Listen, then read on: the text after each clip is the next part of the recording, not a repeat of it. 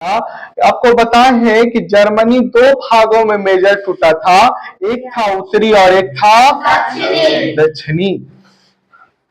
यहाँ पर समाज बटा हुआ था, जिसके कारण सब ये जर्मनी एकीकृत नहीं हो पा रहा था, और समाज बटा था तीन रूपों में। कितने रूपों में? एक था सामाजिक, एक था राजनीतिक और एक था आर्थिक। और नहीं, सामाजिक, राजनीतिक और धार्मिक। सामाजिक, राजनीतिक, धार्मिक। सामाजिक, राजनीतिक, धार्मिक, इन रूपों में समाज बटा हुआ है। तो उसमें से पहला उत्तरी में दो धर्म है। दो उत्तरी में धर्म मानने वाले थे लोग प्रोटेस्टेंट धर्म को मानने वाले। कौन सा धर्म? उत्तरी में कौन से धर्म मानते थे? प्रोटेस्टेंट। जबकि दक्षिणी में लोग मानते थे कैथोलिक धर्म। कौन सा धर्म? कैथोलिक धर्म। और दोनों विचारधाराएं अलग अलग थी। वो उसको छोटा कहता था, वो उसको छोटा कहता था।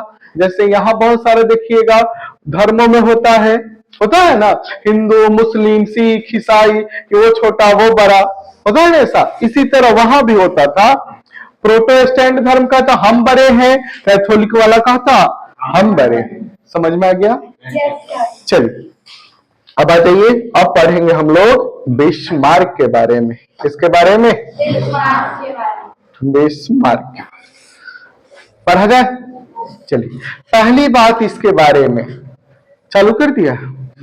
बिस्मार्क के बारे में पहली बात कहेगा, ये व्यक्ति क्या है? एक कूटनीतिज्ञ व्यक्ति है। क्या व्यक्ति है? और है कहां से ये? प्रसा से। कहां से है? प्रसा से है। प्रसा के प्रतिनिधि है। प्रसा के प्रतिनिधि है। और जाके काम कहां कर रहा है? तो जर्मनी के डायट में। जर्मनी के समझ में आया? जर्मनी के डायट में मतलब कि जर्मनी के संसद भवन। क्लियर हुआ? ये प्रतिनिधि कहाँ का है? प्रसा का। किस कहाँ काम कर रहा है? जर्मनी के डायट यानी जर्मनी के योजना किया है, बाहर निकल जा सब बोला रहा है।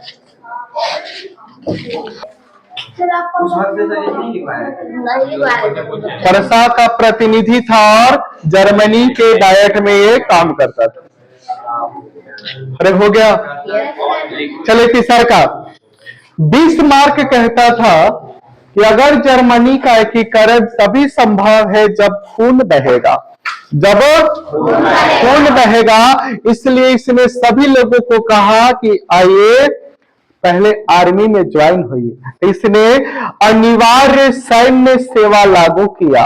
क्या किया इसने? अनिवार्य सैन्य सेवा लागू किया।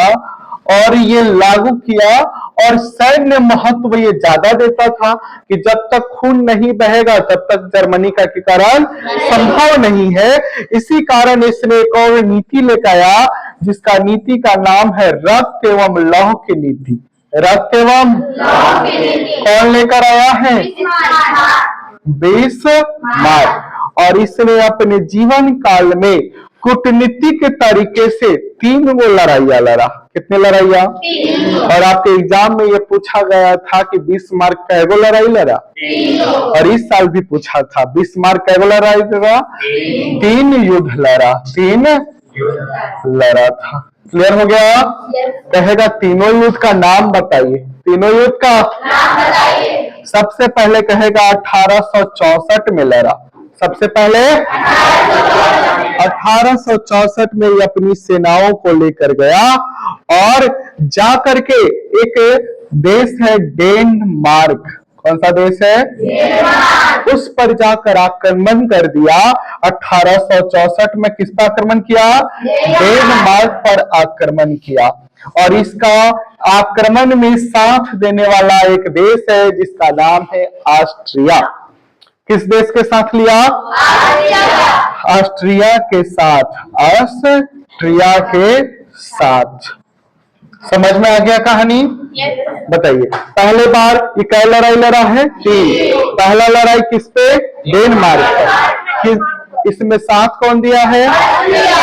ऑस्ट्रिया दिया है। यहाँ पर ये डेनमार्क पर ये विजयी होता है, डेनमार्क पर विजयी हो जाता है। तो यहाँ के दो महत्वपूर्ण क्षेत्र को ऑस्ट्रिया कहता है कि मुझे दे दीजिए। ऑस्ट्रिया कहता है कहा कि नहीं भाई, हम भी तो है इसमें, हमें भी चाहिए। तो एक क्षेत्र ऑस्ट्रिया को दे दिया जाता है और एक क्षेत्र प्रसा को दे दिया जाता है। प्रसा वही जर्मनी में ही है, प्रसा, प्रसा को खुद दे दिया जाता है। तो दो क्षेत्रों में किस किस में बट गया? ऑस्ट्रिया और प्रसा में, ऑस्ट्रिया और। अब जैसे ही ये क्षेत्र बटा, अगला बार इसी क्षेत्र के लिए लड़ाई लड़ लिया 1866 में। 1866 वही दोनों क्षेत्र के लिए कि नहीं, प्रसा कहता था हमें तो दोनों चाहिए था, ऑस्ट्रिया का नहीं, मुझे दोनों चाहिए था। यानी दोनों क्षेत्रों के लिए लड़ाई लड़ लिया 1866 में। अब किसके किसके बीच में हो जाएगा? ऑस्ट्रिया और प्रसा के बीच में, ऑस्ट्रिया और प्रसा के बीच में। यहां पर जीत कौन गया? प्रसा जीता। कौन जीता? समझ में आ गया कहानी? चलिए अगला जी 8वां नंबर। 1866 में जब ये लड़ाई खत्म हुआ, अब देश को एकीकरण करना है, देश को एकीकरण करना है। इस एकीकरण के लिए इसने लड़ा सेडेवा का लड़ाई। इसे कहते हैं सेडेवा, इसे कहते हैं सेडेवा, ऐसे कहेंगे सेडॉन, जो हुआ है जून 1870 में, 1870 जून 1870। इसे कहेंगे सेडॉन का युद्ध। क्या कहेंगे इसे? इसे कहेंगे सेडॉन का युद्ध। और ये किसके किसके बीच में? तो फ्रांस और प्रसा के बीच में। किसके किसके बीच में? छापिए मत, तो बाद में लिखिएगा। ये कब लड़ाई लड़ा है? 1870। इसे किस नाम से? सेडॉन का युद्ध। 1866 वाला युद्ध सेडेवा का युद्ध। ऐसे किस नाम से? यहाँ लिख ही लेना कोष्ठ में, नहीं तो सेडेवा का युद्ध। क्लियर है?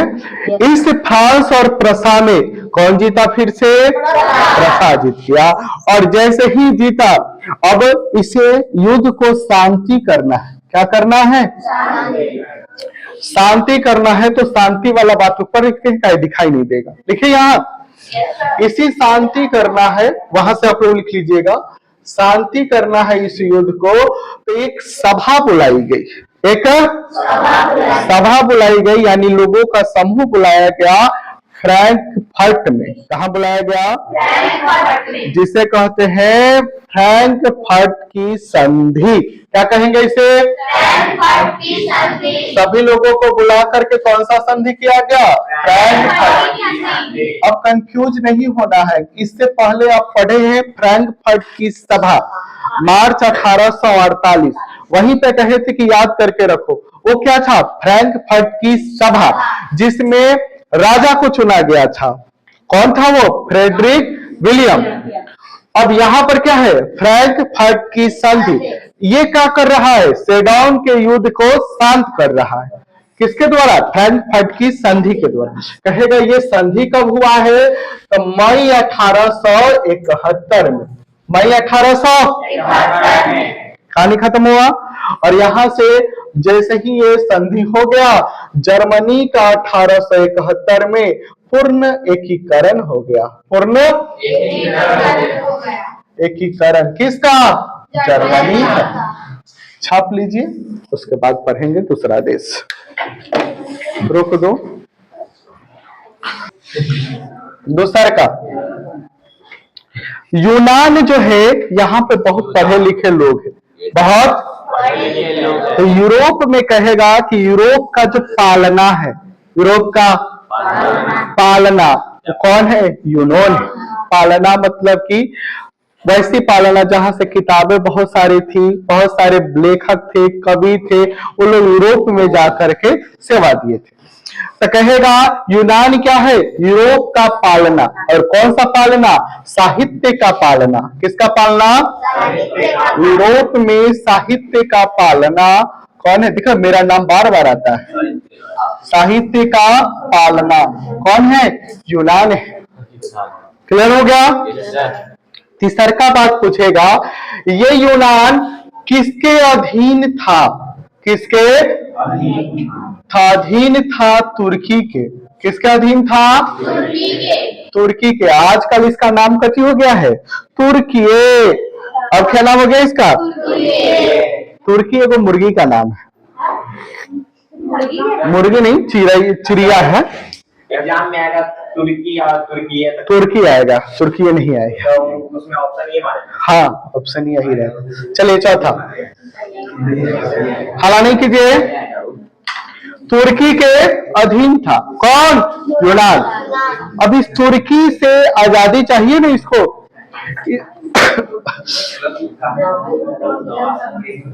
पहले बातें कर लो, बाद में पढ़ेंगे। हितेरिया फिलाइक, हितेरिया फिलाइक संस्था देश को आजाद दिलाने के लिए, किससे आजाद दिलाना है? तुर्की से आजाद दिलाने के लिए हितेरिया फिलाइक नामक एक संस्था बनाई गई। जैसे भारत में बहुत बड़ी एक संस्था है कांग्रेस, है ना? किससे आजादी दिलाना चाह रही थी ये?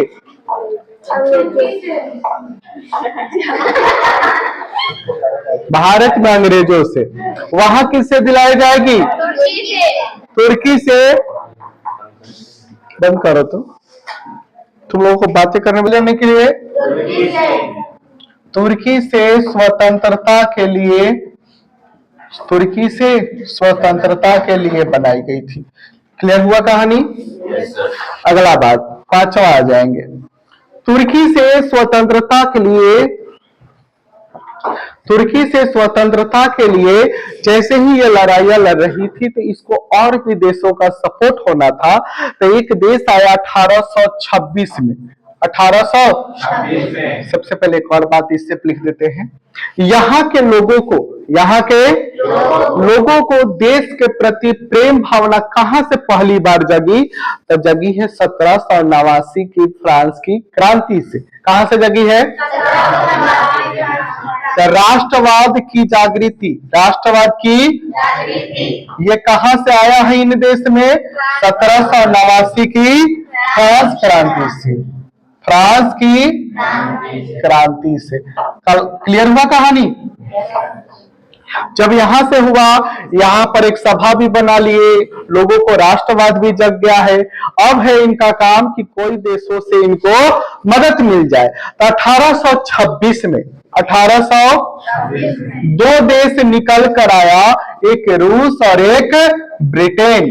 उन दोनों देशों ने 1826 में तुर्की को कहा कि यूनान को छोड़ दो। यूनान को कौन कहा? रूस और ब्रिटेन। रूस और ब्रिटेन ने कब कहा है?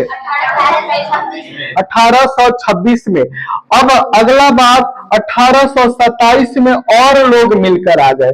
रूस आ गए, ब्रिटेन आ गया, और भी वहां के छोटे छोटे जो देश थे, सब ने मिलकर कहा कि यूनान को छोड़ दो, यूनान को छोड़ दो। अब धीरे धीरे ये बातें बढ़ने चली गई और आ गया समय 1829 का। 1829 का समय आया और यहाँ पर एक संधि होता है जिसका नाम है एड्रियान पोल की संधि। कौन सा संधि? एड्रियान पोल की संधि। एड्रियान पोल की संधि। और इस संधि के तहत तुर्की ने यूनान को कहा, जाओ अब तुम्हें हम स्वायत्त देते हैं। स्वायत्त दिया है, छूट नहीं दिया है। क्या दिया है? स्वायत्त। स्वायत्त मतलब अपना काम करो, हम तुम्हें दबाव नहीं देंगे। तो यहाँ पर क्या मिल गया इसको? यूनान को स्वायत्त मिल गई। यूनान को स्वायत्तता मिल गई। स्वायत्तता मिल गई।